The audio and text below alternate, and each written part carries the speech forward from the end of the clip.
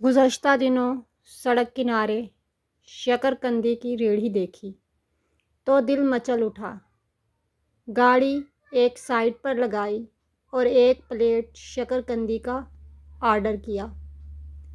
ریڑھی والے نے شکرقندی پلیٹ میں ڈال کر تولنے کی بجائے الگ سے ترازو میں ڈال کر تولی اور ڈسپوزیبل پلیٹ میں ڈال دی۔ میں نے پوچھا، پلیٹ میں ڈال کر کیوں نہیں تولی؟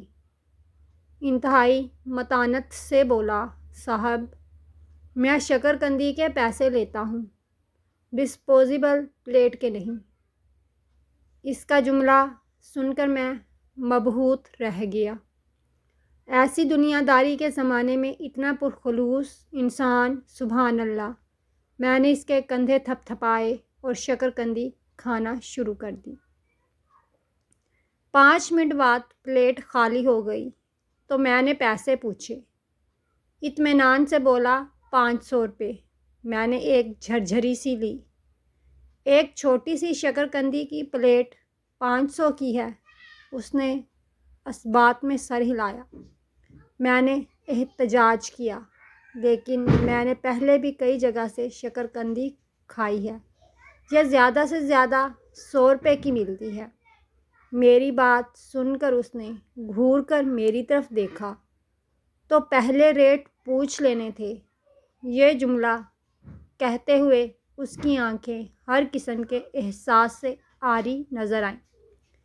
میں نے جلدی سے 500 کا نوٹ پیش کیا اور نکل گیا۔ سڑک کنارے ایک سبز رنگ کا مقفل ڈبہ پڑا ہوا تھا، ساتھ ایک سپیکر لگا ہوا تھا جس پر مسلسل ٹیپ چل رہی تھی کہ صدقہ 1000 بلاؤں کو ٹالتا ہے، صدقہ رزق میں اضافہ کرتا ہے، صدقہ بیماری سے نجات دلاتا ہے۔ میں نے ادھر ادھر دیکھا لیکن کوئی نظر نہ آیا۔ پتہ نہیں کس نے یہ ڈبہ رکھا تھا اور کس نے ڈائریکٹ لائن سے تار لے کر سپیکر لگایا ہوا تھا۔ پاس ہی ایک پان سگریٹ والے کی دکان تھی۔ میں نے اس سے پوچھا کہ یہ ڈبہ اور سپیکر کس کا ہے؟ اس نے کندھے اچکائے، پتہ نہیں۔ میں نے ارد گرد کی 3-4 دکانوں سے بھی پوچھا، لیکن کسی کو بھی اس بارے کچھ پتہ نہیں تھا۔ اچانک مجھے ایک طریقہ سوجھا۔ میں نے جیب سے ایک چابی نکالی اور ڈبے کے پاس جا کر بظاہر تالا کھولنے لگا۔ میرے اتنا کرنے کی دیر تھی کہ ایک ہڑبونک سی مچ گئی۔ 3-4 لنگڑے فقیر بہترین طریقے سے بھاگتے ہوئے وہاں پہنچ گئے۔ پان والا بھی چھلانگ لگا کر اپنے کاؤنٹر سے باہر نکل آیا۔ سب کا گراتے ہوئے ایک ہی سوال تھا کہ میں کون ہوں اور یہ کیا کر رہا ہوں۔ میں نے بتایا کہ یہ ڈبہ میں نے ہی رکھا تھا اور اب پیسے نکالنے آیا ہوں۔ یہ سنتے ہی ان کے چہرے پر درشتی کے آثار نمایاں ہو گئے۔ ایک اندھا فقیر نے میری آنکھوں میں جھانکتے ہوئے گرایا، ڈبے کو ہاتھ بھی لگایا تو ہاتھ توڑ دوں گا۔ میں نے بوکھلا کر کہا، تم تو اندھے ہو نا؟ اس نے دانت پیسے، اتنا بھی اندھا نہیں۔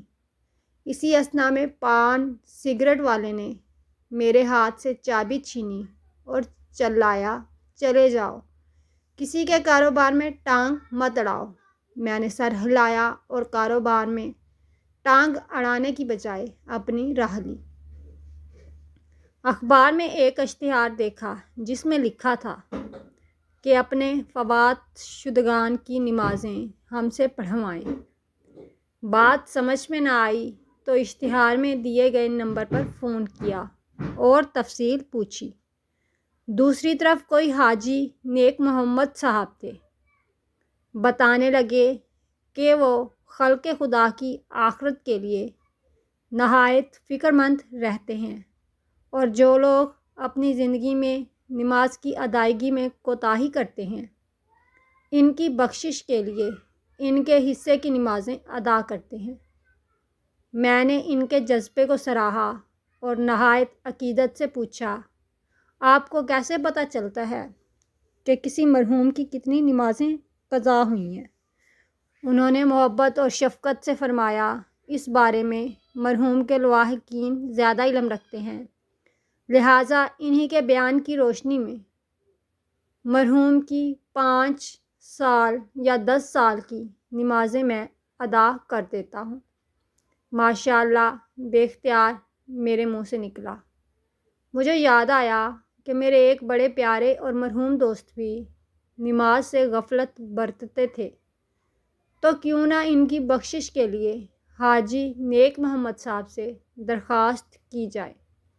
میں نے اپنا ارادہ ظاہر کیا تو حاجی صاحب بہت خوش ہوئے، فرمایا بہتر یہی ہے کہ آپ ان کی 10 سالہ نمازیں پڑھوا لیں۔ میں نے رضامندی کا اظہار کیا اور پوچھا کہ یہ سلسلہ آپ کب شروع کریں گے؟ انہوں نے پہلے میرے جذبے کی تعریف کی، پھر فرمایا فی نماز 500 روپے ہدیہ ہوگا۔ میں چونک گیا، پہلے تو حساب کی سمجھ نہ آئی، پھر 5 نمازیں روزانہ کے حساب سے 10 سال کی نمازوں کا حساب لگایا تو میرے ہوش اڑ گئے۔ دوست کی بخشش کے لیے گاڑی اور گھر کی فروخت لازمی ہو جانی تھی۔ پھر سوچا دوست کو اپنی بخشش کا خود خیال نہیں تھا تو میں کیوں اپنا بیڑا غرق کروں۔ یہ خیال آتے ہی دل و دماغ سکون سے بھر گئے۔ اچانک میرے ذہن میں ایک دلچسپ سوال آیا۔ میں نے پوچھا حاجی صاحب ٹھیک ہے، لیکن میری ایک خواہش ہے۔ دوسری طرف سے مسرت میں ڈوبی ہوئی آواز آئی، جی جی فرمائیے۔ میں نے گلا کھنکھارا، میں چاہتا ہوں کہ یہ نمازیں آپ میرے سامنے ادا کریں۔ میری بات سن کر دوسری طرف 6.25 سیکنڈ خاموشی رہی، پھر دانت پیسنے کی آواز آئی۔ حاجی صاحب بامشکل خود پر قابو پاتے ہوئے بولے، کیا آپ کو مجھ پر یقین نہیں؟ میں نے جلدی سے کہا، ایسی بات نہیں، میں صرف اپنے دل کی تسلی چاہتا ہوں۔ دوسری طرف سے حاجی صاحب کی آواز آئی، ٹھیک ہے، لیکن میں نے چونک کر کے دوسرے لوگوں کے بھی آرڈرز لیے ہوئے ہیں، اس لیے میں یہ نمازیں کسی تنہا مقام پر ادا کرتا ہوں۔ اگر آپ بالا کوٹ کے پہاڑ پر تشریف لا سکتے ہیں تو آ جائیں۔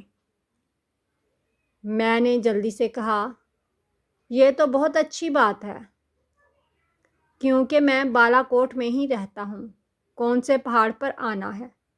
یہ سنتے ہی حاجی صاحب کی آواز یکدم ٹوں ٹوں میں تبدیل ہو گئی اور میں سوچتا رہ گیا کہ اشتہار پڑھنے کے بعد کتنے لوگوں نے حاجی صاحب سے رابطہ کیا ہوگا اور وہ سب کے مرحومین کی نمازیں آخر کس طرح ادا کرتے ہوں گے۔